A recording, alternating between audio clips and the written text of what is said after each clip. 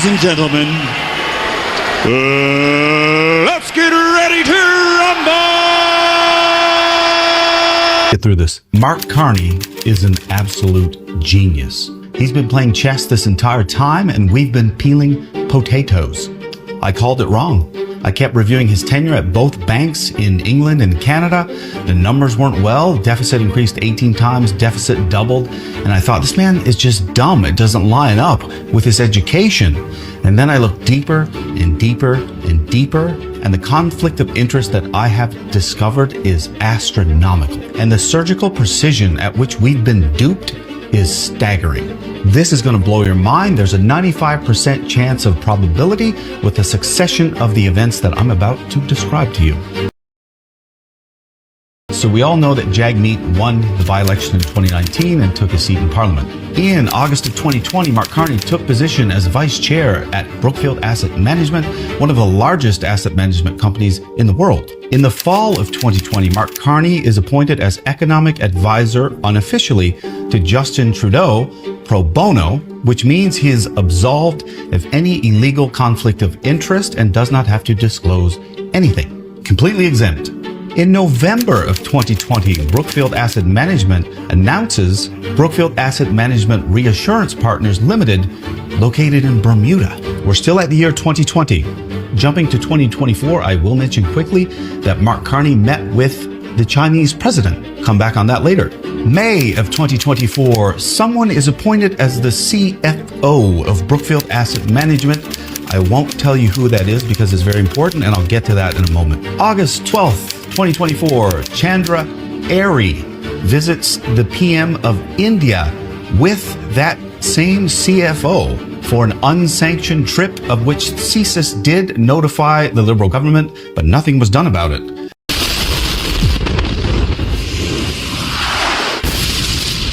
Come back to that. September the 4th, the coalition agreement is terminated. This is a very important point because all of the control the Liberals had is now about to evaporate.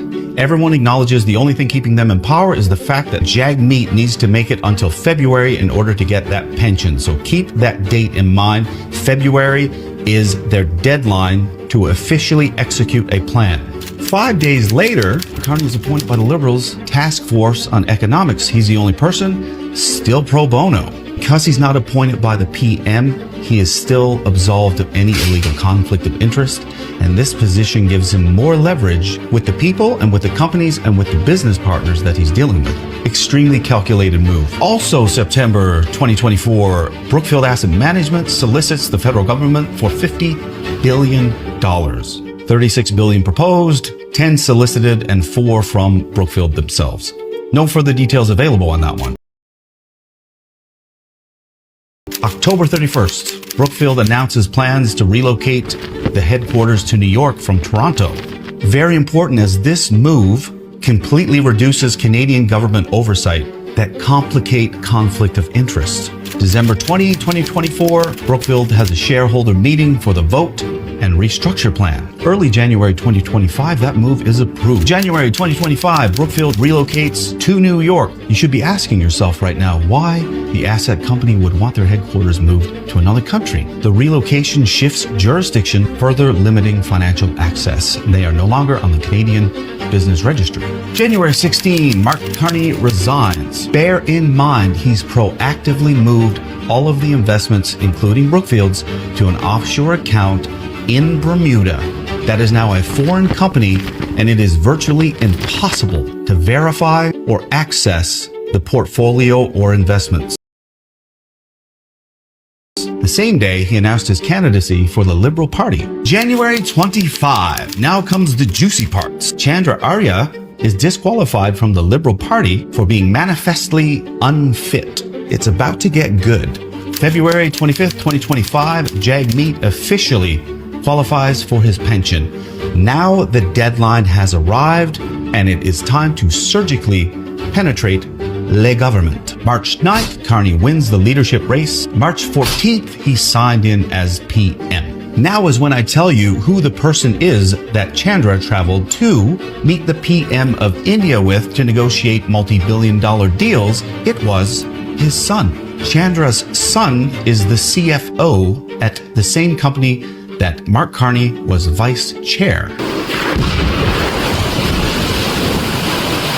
And here's the brilliant moves. A new PM has 60 days to disclose their investments. Mark Carney calls the minimum legal allotted time for an election, which is 36 days. So the election will be over before he makes any disclosure. We still have a problem. He doesn't have a seat. The process to get a seat, which gives a lot of credibility to speak in the House of Commons, is also a minimum 36-day election period. The problem there is that this puts him past the 60-day disclosure period, and if he doesn't have a seat, this information might destroy his chances of getting that seat. So on March 20th, 2025, they revoke Chandra Arya's nomination, and Mark Carney gets his seat.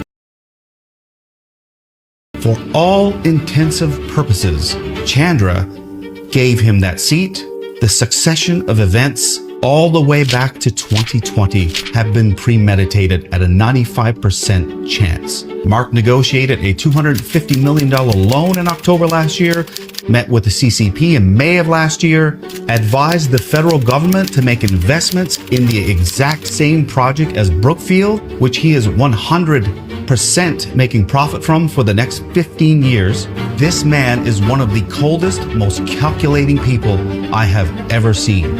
And the fact that Brookfield relocated its headquarters appears to me that they are fully under the impression that Mr. Carney can manipulate policy in order to increase the net profit tenfold. And he's already done it.